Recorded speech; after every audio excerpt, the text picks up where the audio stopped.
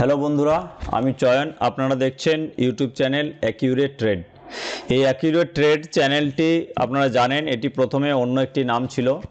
তো সেই চ্যানেলটি চেঞ্জ করে এটা ট্রেডিংয়ের চ্যানেল করা হয়েছে, কারণ এখানে এরপর থেকে অপশন ট্রেডিংয়ের সমস্ত রকমের ইন্ট্রাডে এবং অপশন ট্রেডিংয়ের সমস্ত তথ্য এখানে দেওয়া হবে। মার্কেট অ্যানালাইজ, ভিউ পয়েন্ট এই সমস্ত দেখানো হবে। তো আমি বলেছিলাম এখানে প্রতিনিয়ত ভিডিও দেওয়া হবে। তো বন্ধুরা, আমার তো 3টি চ্যানেল আছে, তো 3টি চ্যানেল মেনটেন করতে গিয়ে এই চ্যানেলে ভিডিও সবসময় আপলোড করতে পারিনি, সেই জন্য কয়েক মাস দেরি হলো বন্ধুরা। তো এরপর থেকে এই চ্যানেলে আপনারা প্রতিনিয়ত ভিডিও পাবেন, আর মার্কেটের যে সমস্ত ভিউ পয়েন্ট সেগুলো এখানে দেখানো হবে। ঠিক আছে, তো আপনারা চ্যানেলটি অবশ্যই সাবস্ক্রাইব করে রাখবেন, আর যারা চ্যানেলটি সাবস্ক্রাইব করে রেখেছেন তাদেরকে অসংখ্য ধন্যবাদ। তো আমি প্রথমে দেখুন আজকে নিফটি এবং ব্যাঙ্ক নিফটির কিছু মার্কেট ভিউ আপনাদেরকে বলবো। তো নিফটি এবং ব্যাঙ্ক নিফটি আমি ট্রেডিং ভিউ ওয়েবসাইট থেকে খুলেছি, এটা ধ্যান থেকে লগ ইন করেছি। তো ধ্যানে যদি আপনাদের অ্যাকাউন্ট থাকে তাহলে ট্রেডিং ভিউ ইউজ করতে পারবেন। এছাড়া যাদের জিরোধা অ্যাকাউন্ট আছে তারাও করতে পারবেন, ট্রেডিং ভিউ ফ্রি আছে জিরোধা থেকে। ঠিক আছে, তো ধ্যানে লগ ইন করার পর আমি দেখুন এটা 75 মিনিটস সিলেক্ট করে রেখেছি টাইম ফ্রেম। এই যে টাইম ফ্রেমগুলো আপনারা এখান থেকে সেট করতে পারবেন।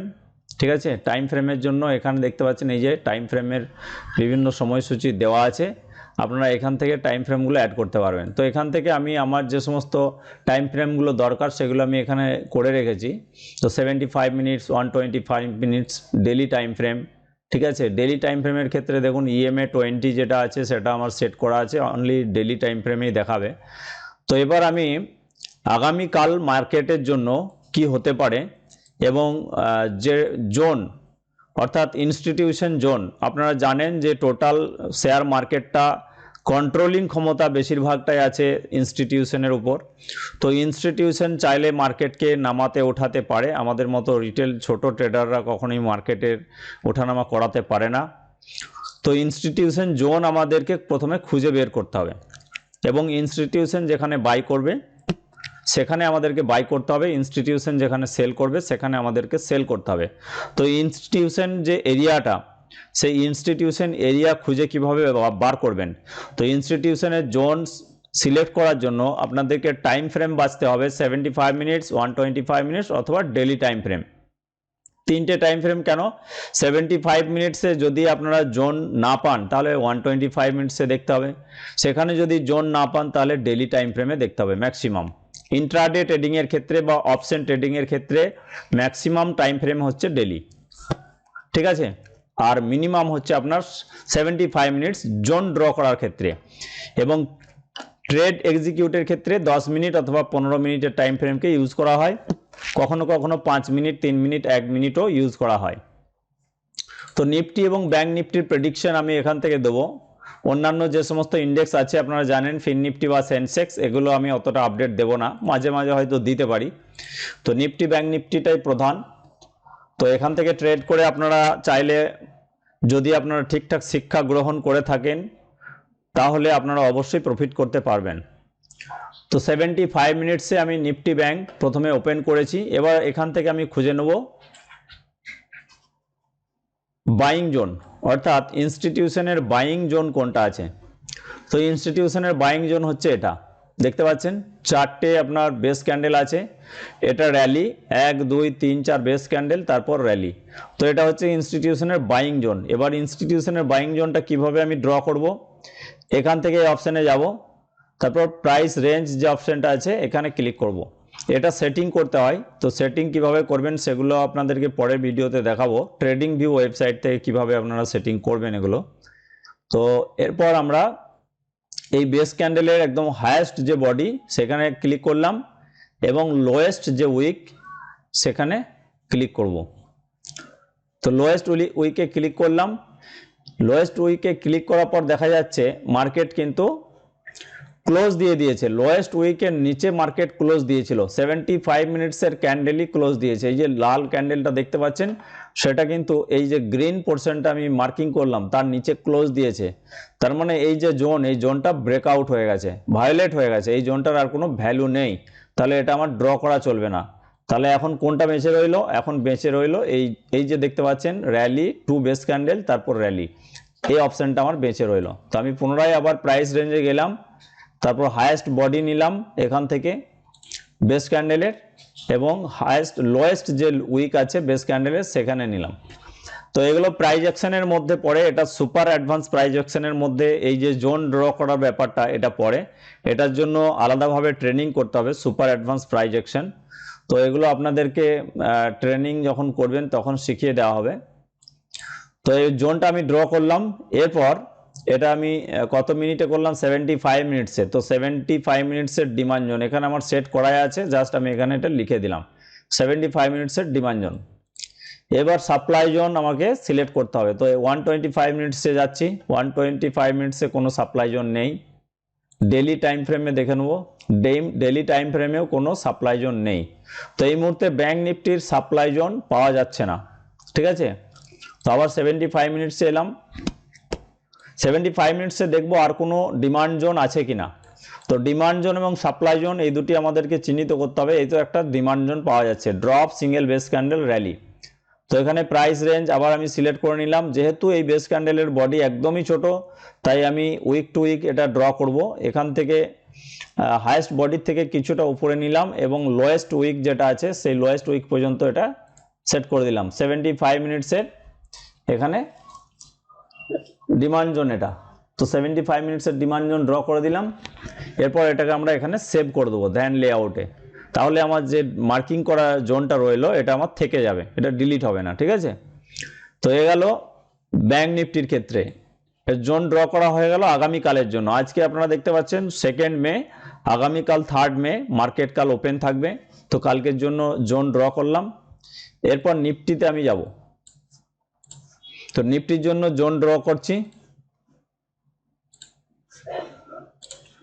তো বন্ধুরা এবার নিফটির ক্ষেত্রে দেখে নিন। তো সর্বপ্রথমে আমরা 75 মিনিটস টাইম ফ্রেম এখান থেকে সিলেক্ট করে নিয়েছি। এবার নিফটির ক্ষেত্রে দেখুন এই যে এটা হচ্ছে ইনভিজিবল ক্যান্ডেল, কারণ গ্যাপ আপ দিয়ে ওপেন হয়েছিল, ঠিক আছে। গ্যাপ আপ ওপেন হওয়ার ফলে তাহলে ইনভিজিবল ক্যান্ডেল এটাও একটা ট্রেনিংয়ের আওতায় পড়ে, এগুলো শেখানো হবে। তো ইনভিজিবল ক্যান্ডেল অর্থাৎ এই যে ক্যান্ডেলটা ক্লোজিং দিয়েছে আগের দিনে, হ্যাঁ দেখুন আগের দিনে যেখানে ক্লোজিং দিয়েছে তারপরে কিন্তু এটা গ্যাপ আপ ওপেন হয়েছে, ঠিক আছে। তো গ্যাপ আপ ওপেন হয়েছে, তাহলে এই ক্যান্ডেলের ক্লোজিংটা হবে এই ক্যান্ডেলের ওপেনিং, অর্থাৎ এখান থেকে নিয়ে এই পর্যন্ত এটা হচ্ছে একটা গ্রিন ক্যান্ডেল, ঠিক আছে। তো গ্রিন ক্যান্ডেল এটাকে আমরা র্যালি ধরছি, তারপর 1 2 3 এই তিনটে হচ্ছে বেস ক্যান্ডেল, তারপর দেখুন একটা বিগ সাইজ ড্রপ ক্যান্ডেল অর্থাৎ বেয়ারিশ ক্যান্ডেল। তো এটা হচ্ছে সাপ্লাই জোন। আমরা আবার প্রাইস রেঞ্জটা এখান থেকে সিলেক্ট করে নেব, সিলেক্ট করে নেওয়ার পরে যেটা হায়েস্ট উইক আছে সেটা নিয়ে নেব এবং এই পর্যন্ত নেব। যেহেতু ক্যান্ডেলগুলো খুবই সাইজে ছোট তাই আমরা এর লোয়েস্ট যে বডি আছে সেই বডি পর্যন্ত নিয়ে এটা জোনটা ড্র করব। তো এটা গেল 75 মিনিটসের সাপ্লাই জোন। তো সাপ্লাই জোনের ক্ষেত্রে এসজেড আমার করা আছে, এটা যখনই ক্লিক করবো এটা রেড হয়ে যাবে, ঠিক আছে। এটা সাপ্লাই জোন হয়ে গেল। এরপর আমি এটাকে 75 মিনিট সাপ্লাই জোন সিলেক্ট করব, 75 মিনিট এসজেড, ঠিক আছে। এসজেড মানে হচ্ছে সাপ্লাই জোন, আপনারা শর্টকাট নামটা বুঝে নেবেন। এটা সাপ্লাই জোন চলে গেল। এরপর আমরা ডিমান্ড জোনটা এখান থেকে ড্র করব। তো ডিমান্ড জোন দেখছে এখান থেকে এই যে ক্যান্ডেলটা দেখছেন ক্লোজিং ছিল, ক্লোজিং এর পর এই ক্যান্ডেলের ওপেনিং হবে এখানে, তাহলে এখান থেকে নিয়ে এটা একটা বিগ র্যালি ক্যান্ডেল হচ্ছে, তারপর সিঙ্গেল বেস, তারপর র্যালি, পরপর দেখুন এর ফলো থ্রু ভালো আছে। তো এটা একটা ডিমান্ড জোনের মধ্যে আছে, single base candle, rally, base, rally. তো এখানটাই ডিমান্ড জোনটা হয়ে গেল। এটা ডিমান্ড জোন ডিজেড হয়ে যাবে এবং গ্রিন কালার হবে। তো 75 মিনিটসের ডিমান্ড জোন এখানে আমি সেট করে দিচ্ছি, 75 মিনিটস ডিমান্ড জোন। এগুলো সবই ইনস্টিটিউশনের জোন এরিয়া, এগুলো পরে বোঝানো হবে, প্রাইস অ্যাকশনের মধ্যে পড়ে। এবং এই একটা হচ্ছে demand zone, drop, single base candle, rally. তো এটা আমরা এখান থেকে চুজ করে নেবো, যেহেতু একটাই সিঙ্গেল বেস ক্যান্ডেল আছে তাই একদম হায়েস্ট উইক পর্যন্ত নিলাম এবং লোয়েস্ট উইক পর্যন্ত নিয়ে এটা জোনটা ড্র করলাম এবং এটাও 75 মিনিটস ডিমান্ড জোনের মধ্যে আসছে, 75 মিনিটসের ডিমান্ড জোন। চলুন এরপর সাপ্লাই জোন আমরা 125 মিনিটসে একবার দেখে নেবো, এটা সেভ করে নিচ্ছি। 125 মিনিটসে কোনো সাপ্লাই জোন আসছে কিনা দেখে নেওয়া যাক। 125 মিনিটসে এখান থেকে র্যালি সিঙ্গেল বেস ড্রপ একটা সাপ্লাই জোন আসছে। তো আমার সাপ্লাই জোন অলরেডি 75 মিনিটসেই টানা আছে, তো এটাকে আমরা সাপ্লাই জোন কনসিডার করব। তারপর ডেলি টাইম ফ্রেমের ক্ষেত্রে দেখব যে সাপ্লাই জোন আর কিছু আসছে কিনা। হ্যাঁ, ডেলি টাইম ফ্রেমের ক্ষেত্রে একটা সাপ্লাই জোন আসছে, এটা হচ্ছে র্যালি। দেখুন এই যে ক্যান্ডেলটা ক্লোজ দিয়েছিল 5ই এপ্রিল, ঠিক আছে, তো এই ক্যান্ডেলের ওপেনিং, সেকেন্ড ক্যান্ডেলের ওপেনিং হবে এখানে, অর্থাৎ 8ই এপ্রিল। 5, 6, 7 দুদিন বন্ধ ছিল, তারপর শনি রবির জন্য 8ই এপ্রিল মার্কেট ওপেন হয়েছে, গ্যাপ আপ এবং ফলো থ্রু দেখুন উপর দিকে গেছে। তো এইখানে এই যে ক্যান্ডেলটা 5 তারিখের যে ক্যান্ডেলের ক্লোজিং, সেইখানে হচ্ছে আপনার 8 তারিখের ক্যান্ডেলের ওপেনিং। তাহলে এখান থেকে নিয়ে এটা একটা বিগ র্যালি ক্যান্ডেল। তারপর এই যে রেড ক্যান্ডেলটা দেখছেন, রেড ক্যান্ডেলের ওপেনিং হবে এই গ্রিন ক্যান্ডেল যেখানে ক্লোজ দিয়েছে সেখানে। তাহলে এখান থেকে যদি ওপেনিং ধরি, ক্লোজিং এখানে, তাহলে এটা সামান্য একটা বেস ক্যান্ডেল। তারপর এটাও একটা বেস ক্যান্ডেলের মধ্যে পড়ে। তো rally to base candle drop এবং ফলো থ্রু দেখুন, ঠিক আছে। তাহলে এটা ডেলি টাইম ফ্রেমের সাপ্লাই জোনের মধ্যে পড়ে, ডেলি টাইম ফ্রেমের সাপ্লাই জোন। চলুন এটা সাপ্লাই জোন এসে গেল, এসজেড রেড কালার হয়ে যাবে এটা, দেখুন সাপ্লাই জোন এসজেড সিলেক্ট করে দিলে এটা রেড হয়ে যাবে, রেড কালার হয়ে গেছে। এবার আমি এটাকে ডেলি টাইম ফ্রেমের এটা সিলেক্ট করে নেব, daily supply zone, daily supply zone বলে এখানে দিয়ে দিচ্ছি। দেখুন ডেলি সাপ্লাই জোন চলে এসেছে। তো এটা আমার জোন ড্র হয়ে গেল। এবার আমি 75 মিনিটসে যে আমি টোটাল যে জোনটা মার্কিং করলাম সেটাকে আমি একবার সেভ করে নেব, ঠিক আছে, সেভ করে নিলাম। দেখুন বন্ধুরা, ভিডিওটা হয়তো একটু বড় হচ্ছে, কিন্তু এই ভিডিওতে আমি বিস্তারিত আপনাদেরকে দেখাচ্ছি, সেজন্য একটু বড় হচ্ছে। তো এখানে ডেলি টাইম ফ্রেমের ক্ষেত্রে এবার মার্কেটের কালকে কি হতে পারে সেটা আমি একটু ডিসকাস করে নেব। তো দেখুন এটা হচ্ছে আপনার রেজিস্ট্যান্স, এটা হচ্ছে রেজিস্ট্যান্সে এসে কিন্তু মার্কেট ক্লোজিং দিয়ে দিয়েছে। তো আমরা এখান থেকে হরাইজন্টাল লাইন একটা নিয়ে নেব মার্কেটের যে রেজিস্ট্যান্স পয়েন্ট সেখানে, ঠিক আছে। এটা ছিল মার্কেটের রেজিস্ট্যান্স, এই দেখুন রেজিস্ট্যান্স, এই রেজিস্ট্যান্স, এবং ওই রেজিস্ট্যান্সটাই সাপোর্ট নিয়েছিল, সাপোর্ট নেওয়ার পর আপে গিয়েছিল, আবার সেখানে এসে কিন্তু আপনার সাপোর্ট নিচ্ছে। তাহলে রেজিস্ট্যান্স বিকেম সাপোর্ট হচ্ছে 75 মিনিটসে, এটা আমরা ড্র করে নিলাম। আমরা কম টাইম ফ্রেমেও এটা দেখে নিতে পারবো। এবার 10 মিনিটে যাচ্ছি, দেখুন 10 মিনিটস টাইম ফ্রেমে। তো 10 মিনিটস টাইম ফ্রেমেও দেখুন আপনারা দেখতে পাবেন যে সাপোর্ট বিকেম রেজিস্ট্যান্স কীভাবে হয়েছে, রেজিস্ট্যান্স বিকেম সাপোর্ট। এই দেখতে পাচ্ছেন রেজিস্ট্যান্স, এই রেজিস্ট্যান্স সাপোর্ট হয়েছে, এই যে রেজিস্ট্যান্স এখানে সাপোর্ট হয়েছে, ঠিক আছে, এবং এখানে সাপোর্ট হয়েছে, আবার মার্কেট নামার চেষ্টা করেছিল, এখানে সাপোর্ট হয়েছে, আবার সাপোর্ট নিয়েছে। একটা সাপোর্ট মানে পার্টিকুলার যে একদম পয়েন্ট টু পয়েন্ট তা নয়, সাপোর্ট মানে একটা এরিয়াকে বোঝায়, রেজিস্ট্যান্স মানেও একটা এরিয়াকে বোঝায়। তো সাপোর্ট আর রেজিস্ট্যান্স এই এরিয়াটুকুকে বোঝাচ্ছে। আর একটা হরাইজন্টাল লাইন যদি আমি টেনে দিই, তাহলে এখান থেকে এই পর্যন্ত এই যে টোটাল এরিয়াটা, এটা হলো আপনার সাপোর্ট বিকাম রেজিস্ট্যান্স এরিয়া, ঠিক আছে, রেজিস্ট্যান্স বিকাম সাপোর্ট এরিয়া। এরপর নেক্সট সাপোর্ট বিকাম রেজিস্ট্যান্স যদি আমরা টানতে চাই, সেক্ষেত্রে আমাদেরকে টানতে হবে এই যে দেখতে পাচ্ছেন এটা। তো আমরা অত দূরে যাচ্ছি না,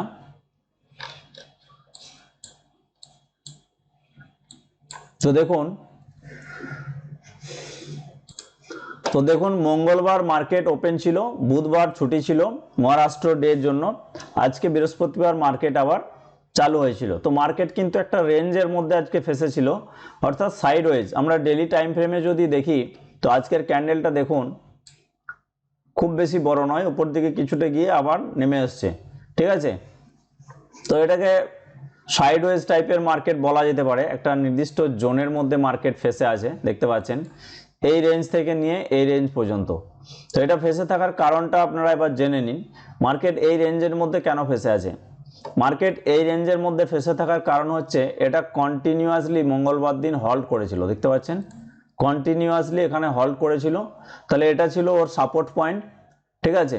যখনই সাপোর্টকে ভেঙে এসছে, তো যখনই সাপোর্ট ভেঙে দেবে তখন সাপোর্ট বিকেম রেজিস্ট্যান্স হয়ে যাবে। তো এই সাপোর্টটাই তখন রেজিস্ট্যান্সের কাজ করেছে, ঠিক আছে, এবং উইক টু উইক রেজিস্ট্যান্স নিয়েছে। দেখুন উইক টু উইক, এর যে লাস্ট একদম লোয়েস্ট উইক, সেই উইকে কিন্তু এরা রেজিস্ট্যান্স নিয়েছে। তো এই কন্টিনিউ হল্ট এটা ছিল মার্কেটের সাপোর্ট, যখন সাপোর্টকে ভেঙে ফেলেছে তখন এটা হয়ে গেছে রেজিস্ট্যান্স। ওই মার্কেট কিন্তু এর উপরে আর যেতে পারেনি। কেন এরকম হলো? কারণ সাপোর্ট বিকেম রেজিস্ট্যান্স কেন হয়, সাপোর্ট বিকেম রেজিস্ট্যান্স কেন হয় সেটা নিয়ে আমি ভিডিও পরে বানাবো, এখন আপনাদেরকে মার্কেটের ভিউ পয়েন্টটা বলি। তো সাপোর্ট বিকেম রেজিস্ট্যান্স হওয়ার ফলে এখানে কন্টিনিউ কিন্তু এই যে সাপোর্ট ছিল সেই সাপোর্টটাকে ভাঙার চেষ্টা করে, কিন্তু মার্কেট ভাঙতে পারছে না। দেখুন বারবার কিন্তু নেমে এসেছে, ঠিক আছে, আর নিচের দিকেও যেতে পারছে না। তার কারণ হচ্ছে এই যে দেখতে পাচ্ছেন রেজিস্ট্যান্স ছিল, রেজিস্ট্যান্স নাও সাপোর্ট হয়ে গেছে। তো এই জন্য এখানে সাপোর্ট নাও রেজিস্ট্যান্স এবং এখানে রেজিস্ট্যান্স নাও সাপোর্ট, এইটা হওয়ার কারণে মার্কেট কিন্তু একটা রেঞ্জের মধ্যে আজকে ফেসেছিল। এবার আগামীকাল কি হতে পারে? আগামীকাল এখানে দুটো সিচুয়েশন হতে পারে। মার্কেট আপনারা জানেন যে ব্যাংক নিফটি এখন আপনার লাইফ টাইম হাই চলছে, অল টাইম হাই। তো নিফটি এখন অল টাইম হাই ক্রস করতে পারছে না। এরপর ডেলি ইএমএ 20টা একবার দেখে নিই, ডেলি টাইম ফ্রেমে গিয়ে ইএমএ 20 দেখে নিচ্ছি। ইএমএ 20 মার্কেট থেকে কিন্তু অনেকটা নিচে আছে, ঠিক আছে। তো ইএমএ 20 যখন কারেন্ট মার্কেট প্রাইস থেকে নিচে থাকবে, মার্কেট কিন্তু হয় ডাউন হবে, ফল করবে, অথবা সাইডওয়েজ থাকতে পারে। যদি মার্কেট উপর দিকে যাওয়ার মোমেন্টাম শুরু করে অর্থাৎ মুডে থাকে, তাহলে ইএমএ 20 আসা পর্যন্ত কিন্তু মার্কেট ওখানে হল্ট করবে যতক্ষণ না ইএমএ 20 আসছে। কারণ ইএমএ 20-র সঙ্গে মার্কেটের একটা ঘনিষ্ঠ সম্পর্ক, অর্থাৎ দুজন সঙ্গে সঙ্গে যায়। তো ইএমএ 20-র জন্য এখানে হল্ট করতে পারে, অর্থাৎ আরও 2-1 দিন মার্কেট হল্ট করতে পারে, ঠিক আছে। আর যদি মার্কেট ফল হবার মুডে থাকে তাহলে মার্কেট কিন্তু ফল হয়ে ইএমএ 20 পর্যন্ত আসবে। এই দেখতে পাচ্ছেন 22,421 এই জোন পর্যন্ত আসবে। তারপর ইএমএ 20-তে সাপোর্ট নিয়ে আবার মার্কেট আপসাইড যেতে পারে। তো এই জন্য মার্কেটটা হল্ট করছে ইএমএ 20 আসা পর্যন্ত। একটা কন্টিনিউ রেঞ্জের মধ্যে ফেসে আছে, support become resistance, resistance become support, এটার কারণে এবং ইএমএ 20 অনেক নিচে থাকার কারণে। এবার আগামীকাল কি হতে পারে? যদি এই কন্টিনিউ হল্ট, এই যে দেখতে পাচ্ছেন একবার, দুবার, তিনবার ট্রাই করেছে কন্টিনিউ, যে রেজিস্ট্যান্স নাও সাপোর্ট, অর্থাৎ বারবার এই রেজিস্ট্যান্স নাও সাপোর্টকে কিন্তু ট্রাই করছে মার্কেট ভাঙার জন্য। উপর দিকে ট্রাই করেছিল, পারেনি, ফল করে গেছে। এরপর তার মানে সেলারদের এখানে ক্ষমতাটা বেশি আছে, এবং এটা যেহেতু supply zone, daily supply zone, তো ডেলি সাপ্লাই জোন থেকে মার্কেট ডাউন হওয়ারই কথা। তো কন্টিনিউ এখানে একবার ট্রাই করেছে দেখুন, তারপর আবার ভাঙার চেষ্টা করেছে, পারেনি, আবার এখানে ভাঙার জন্য এখানে হল্ট করছে। তো এরপরে সিচুয়েশন কি হতে পারে? যদি মার্কেট কাল গ্যাপ ডাউন খুলে যায়, অর্থাৎ এই 22,600 এর নিচে খুলে, 22,600 নিচে খুললে মার্কেট কিন্তু নিচে নেমে আসবে। আর যদি 22,620 এর মধ্যে ওপেন হয় তাহলে মার্কেট কিন্তু আবার কিছুটা উপরে যাবে। তারপর সাপ্লাই জোন থেকে পাওয়ার নিয়ে এই 22,600-কে ভাঙতে পারে, ঠিক আছে। কারণ একবার, দুবার, তিনবার টেস্ট করেছে এই যে লেভেলটা 22,636। তো এই বারবার টেস্ট করার অর্থ হচ্ছে যে এখানের যারা বায়ার আছে তারা উইক। কারণ এই বায়াররা যদি শক্তিশালী হতো তাহলে মার্কেটকে অনেক উপরে তুলে নিয়ে চলে যেত। সেলাররা এখানে স্ট্রং আছে, যার জন্য সেলাররা বারবার কিন্তু নিচে নামাচ্ছে মার্কেটকে, ঠিক আছে। এরপর এখান থেকে যারা বাই করছে তারা তাদের পজিশনকে কিন্তু এখানে কি করছে, তারা তাদের পজিশনকে এখানে পুনরায় বাড়াচ্ছে, আবার নতুন করে তারা বাইং করছে যাতে তাদের লস না হয়। সেই জন্য দেখুন এই 22,634 এই লেভেলে আসার সঙ্গে সঙ্গে তাদের পজিশনটাকে তারা ডিফেন্স করছে। এই ডিফেন্ড করার কারণে মার্কেটটা কিন্তু আপ চলে যাচ্ছে, কিন্তু সেলাররা এতটাই শক্তিশালী যে আবার মার্কেটটা নামিয়ে দিচ্ছে। তো যখনই একটা লেভেলকে বারবার টেস্ট করবে মানে সেই লেভেলটা উইক হয়ে যাচ্ছে। More time tested of a zone will make the zone weaker, এই কথাটা মনে রাখবেন। More time testing of a zone will make the zone weaker. একটা জোনকে বারবার টেস্ট করার অর্থ হলো সেই জোনটা দুর্বল হচ্ছে, তাহলে এখানে বায়াররা দুর্বল হচ্ছে। এরপর যে কোনো মুহূর্তে এটাকে ভেঙে দিতে পারে এবং মার্কেট ডাউন সাইডে আসতে পারে। এটা হচ্ছে মার্কেটের কালকের ভিউ পয়েন্ট বললাম, ঠিক আছে। মার্কেট কালকে এটাকে ভাঙার সম্ভাবনাটাই বেশি। আর যদি ইনকেস মার্কেট এর উপরে খুলে 22,700-র উপরে খুলে যায়, তাহলে মার্কেট আবার উপর দিকে যাওয়ার একটা মুভমেন্ট শুরু করবে। কিন্তু যেহেতু EMA 20 অনেকটা নিচে আছে, তাই মার্কেটের বেশি চান্স উপর দিকে যাওয়ার নেই, মার্কেট ডাউনের দিকে আসারই সম্ভাবনা বেশি। ঠিক আছে, এটা গেল নিফটির ক্ষেত্রে ভিউ পয়েন্ট।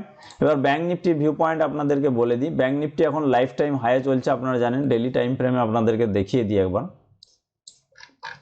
ডেলি টাইম ফ্রেমে দেখুন, এটাই ছিল হায়েস্ট লেভেল, এই যে এটা ছিল হায়েস্ট লেভেল, এবং তারপরে এটা ছিল হায়েস্ট লেভেল। এটাকে ব্রেক করে মার্কেট কিন্তু এখন হাই লেভেলে চলছে। তো এখানে আমি support become resistance horizontal line দিয়ে টেনে নেব।